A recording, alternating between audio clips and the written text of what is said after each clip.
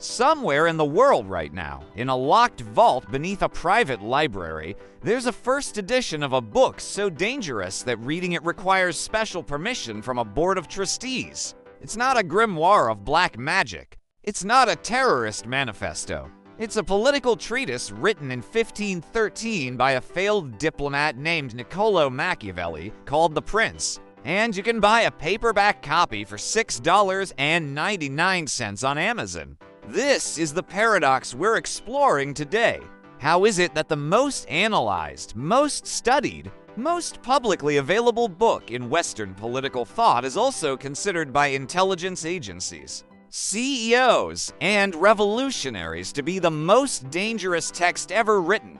What does this book contain that's so threatening to established power structures that even though everyone can read it, almost everyone misunderstands it on purpose? I'm about to show you the 3 unspoken layers of The Prince that they don't teach you in university: the hidden psychology, the biological programming it exploits, and the one sentence that contains the secret to modern power dynamics. If you understand what I'm about to reveal, you will never look at your boss, your government, or even your own family relationships the same way again. You will see the invisible architecture of control that surrounds you every single day. This isn't just a book about Renaissance Italy. This is the operating manual for human hierarchy. And by the end of this video, you will understand why this book is more dangerous now than at any point in its 500-year history. First, we need to understand the man who wrote this book, because Machiavelli's personal tragedy is the key to understanding why The Prince is not what it seems. Picture Florence, Italy, 1512. Machiavelli is 43 years old, a senior diplomat who has served the Florentine Republic for 14 years. He's traveled across Europe, negotiated with kings and popes, and developed a reputation as a brilliant political mind. Then, disaster strikes. The powerful Medici family retakes Florence by force. The Republic falls. Machiavelli loses everything: his position, his income, his purpose. But that's not the worst part. The new Medici rulers suspect him of plotting against them. They arrest him. They take him to a dungeon. And here comes the moment that created The Prince. They torture him. For 6 excruciating rounds of the strapado, a torture device where your hands are tied behind your back and you're lifted into the air by a rope, then dropped suddenly, dislocating your shoulders. They drop him 6 times. He screams. He confesses to nothing because he has nothing to confess. Eventually, they release him as a broken man. Now, here's what almost everyone misses. The Prince was written immediately after this experience. It was written by a man who had just experienced absolute powerlessness. Not as an academic exercise, not as a dry political theory, but as a survival manual written from the perspective of someone who had just been on the receiving end of raw, brutal power. This context changes everything. This isn't a book about how to gain power. It's a book about how to survive when you have no power. It's a victim's analysis of what victimizes people. And that's why it's dangerous, because it reveals the playbook from the perspective of the person being played. Let's open the book to the first unspoken layer, the one that will rewire how you see every authority figure in your life. Chapter 15 contains the line that shocked Europe. A man who wishes to make a profession of goodness in everything must necessarily come to grief among so many who are not good. Sounds cynical, right? But everyone stops reading there. They miss what comes next, the actual instruction. Machiavelli continues, therefore, a prince must learn how not to be good, and to use this knowledge or not use it according to necessity. And here, in the margin of my own copy, I've written the single word that explains everything. Theater. Machiavelli isn't saying be evil. He's saying master the performance of goodness while being prepared to do the opposite when survival demands it. This is the first great secret of The Prince. All public morality is theater, and the successful ruler is the best actor in the room.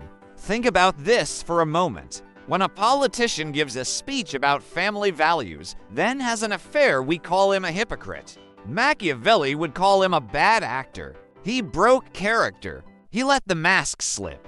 The successful prince maintains the performance so perfectly that even his private vices serve the public image.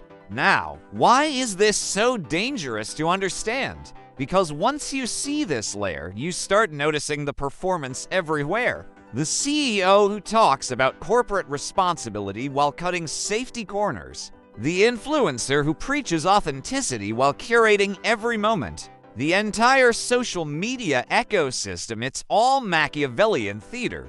Everyone is performing a version of themselves designed to achieve an end. But here's where Machiavelli goes deeper than anyone gives him credit for. He doesn't just say be a good actor. He gives the specific technique, controlled revelation of flaws. In chapter 19, he writes that a prince should occasionally allow a minor, relatable vice to be seen, not enough to damage his authority, but just enough to seem human. Why? Because perfect virtue is suspicious. It creates distance. But a small, harmless flaw creates connection. It makes the performance believable. This is why your favorite celebrity might accidentally share an unflattering photo. This is why politicians talk about their humble beginnings. It's not authenticity, it's a more sophisticated form of theater. They're using a small truth to sell a larger fiction. And when you understand this, you become immune to manipulation through virtue signaling. You start asking not, is this person good, but what does this performance achieve? That shift in perspective is why this book was banned by the Catholic Church for 200 years. It teaches people to see behind the curtain. And nothing is more dangerous to those in power than an audience that knows it's watching a play. Now we arrive at the most misunderstood, most psychologically profound part of The Prince, the biology of control. Chapter 17 asks the famous question, is it better to be loved than feared? Everyone knows Machiavelli's answer. It is much safer to be feared than loved. But again, everyone stops reading at the most shocking part and misses the nuance that contains the real secret. The full passage continues. ...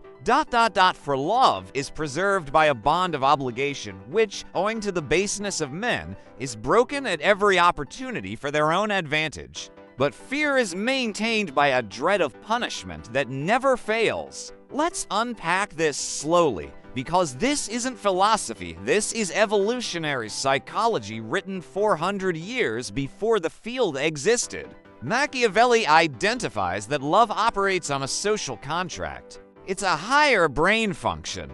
It requires empathy, reciprocity, complex social calculation.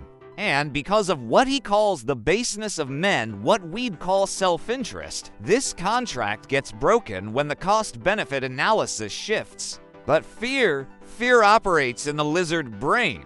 It's primal. It's pre-verbal. It doesn't calculate, it reacts. The dread of punishment activates the amygdala, the threat detection center that bypasses rational thought entirely. This is why fear is safer for the ruler. It creates a more reliable, more automatic form of compliance. But here's where it gets truly dangerous. Machiavelli immediately adds the warning that every dictator throughout history has ignored at their peril. A prince must make himself feared in such a way that, if he does not gain love, he avoids hatred. Did you catch that? The goal isn't terror. It's calculated, optimal fear. Enough to ensure compliance through biological programming, but not so much that it curdles into hatred, which motivates revenge. This explains something you've probably felt, but couldn't articulate. Why modern systems of control use exactly this calibrated approach. Think about your job. They don't threaten to fire you every day that would create hatred and rebellion. Instead, they create just enough economic anxiety, fear of losing your income, your status, your security to ensure compliance, while maintaining enough positive reinforcement bonuses. Praise, promotions to prevent outright hatred.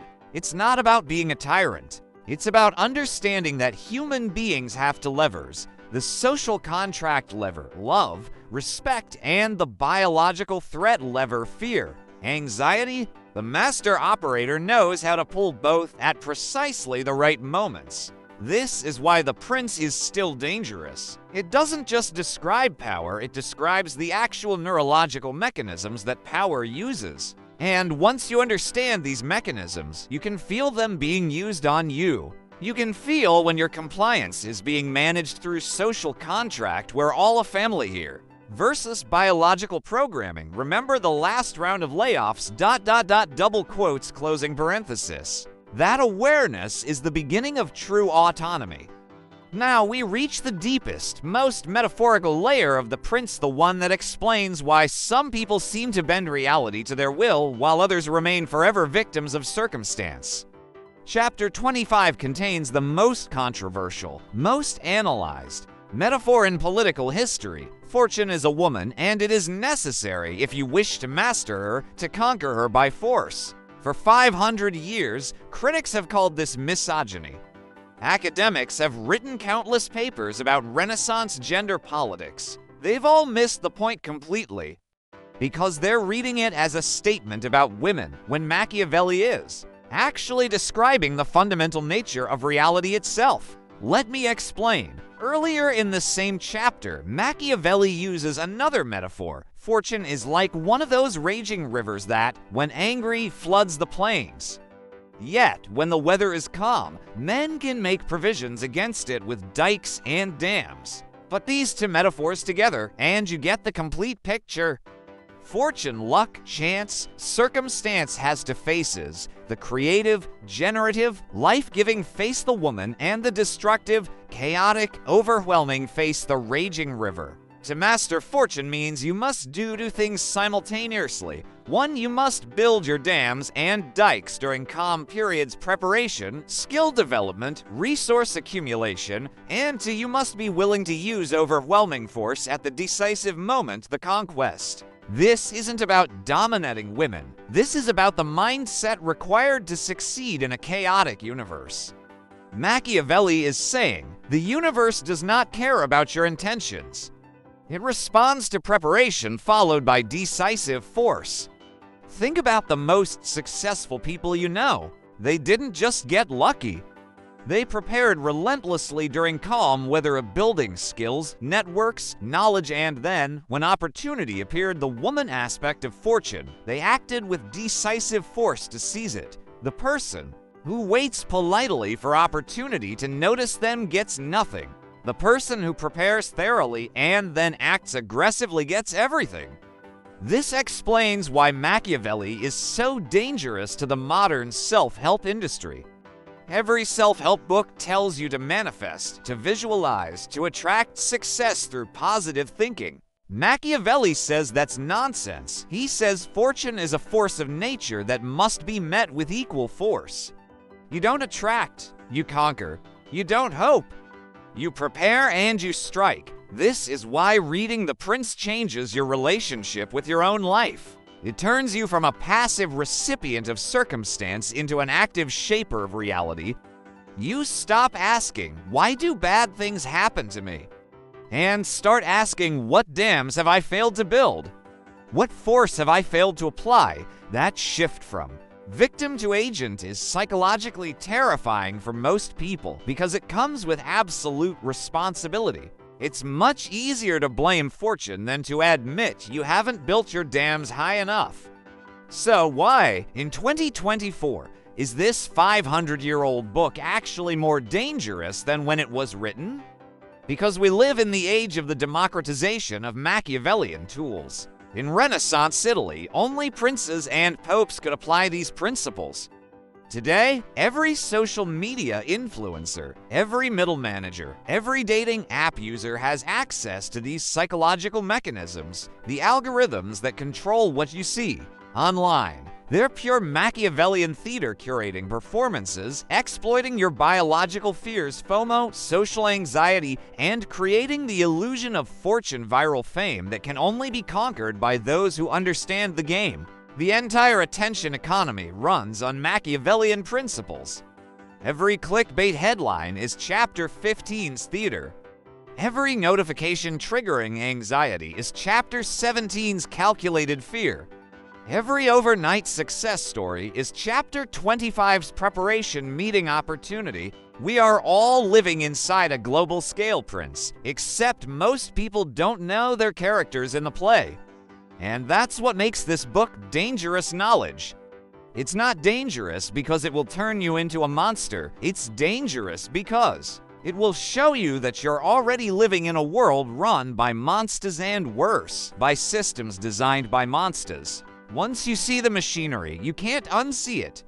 You have two choices: remain a pawn in someone else's game, or learn the rules well enough to play your own game. And that brings me to why this channel exists. Here is the ultimate secret of the prince, the one that isn't written anywhere in its pages, but is implied on every single page. The most important principality you will ever rule is your own mind. Machiavelli writes about fortresses, armies, and treasure, but the real territory is psychological. Your attention is your most valuable resource. Your habits are your armies. Your knowledge is your treasure. The forces trying to conquer your attention are using Machiavellian principles every second of every day. They're performing theater to capture your loyalty. They're using calculated fear to ensure your compliance. They're selling you lottery ticket fantasies of fortune without teaching you how to build dams. Reading The Prince today isn't about learning to rule others. It's about learning to defend your own inner principality. It's about recognizing when you're being played so you can choose whether to play along, play differently, or exit the game entirely. This is why they don't teach this book properly in schools. They teach it as historical artifact, not as owner's manual for modern consciousness. Because an informed population is harder to manipulate. A person who understands psychological theater is immune to propaganda. A person who recognizes biological fear mechanisms can regulate their own anxiety. A person who understands fortune as preparation plus force stops waiting to be discovered and starts building something discoverable. If you've understood anything I've said today, you're already different. You can't unknow what you now know. You will start seeing the Machiavellian layers in your workplace, in the news, in your social feed. This is both a burden and a power, and this is exactly why you should subscribe to this channel right now. Because what I've shown you today is just the surface. We have only decoded one book. Imagine applying this same lens to everything that shapes your reality. The psychology of money, the hidden rules of social status, the unspoken philosophies behind modern relationships, the secret histories of ideas that control us without our knowledge. Every video on this channel will be a decoding of this magnitude. We will pull back the curtain on the books, the concepts, and the systems that operate the world behind the scenes.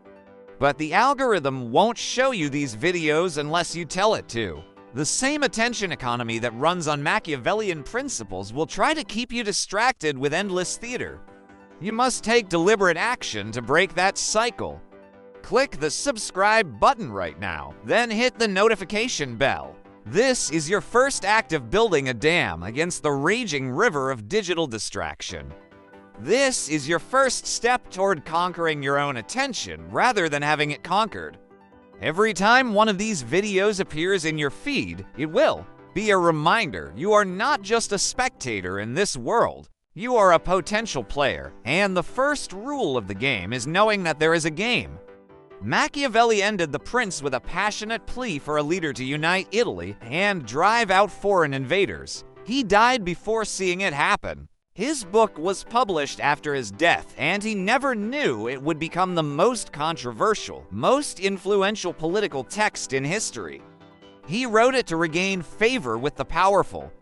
Instead, it made him immortal as the philosopher of power itself. There's a lesson in that. Sometimes the most dangerous thing you can do is tell the truth about how the world actually works, especially if nobody wants to hear it. I'll see you in the next video, where we'll decode an even more dangerous book. One that explains why everything you think about money is wrong. Until then, build your dams, watch for the theater. And remember, fortune favors force. Subscribe now.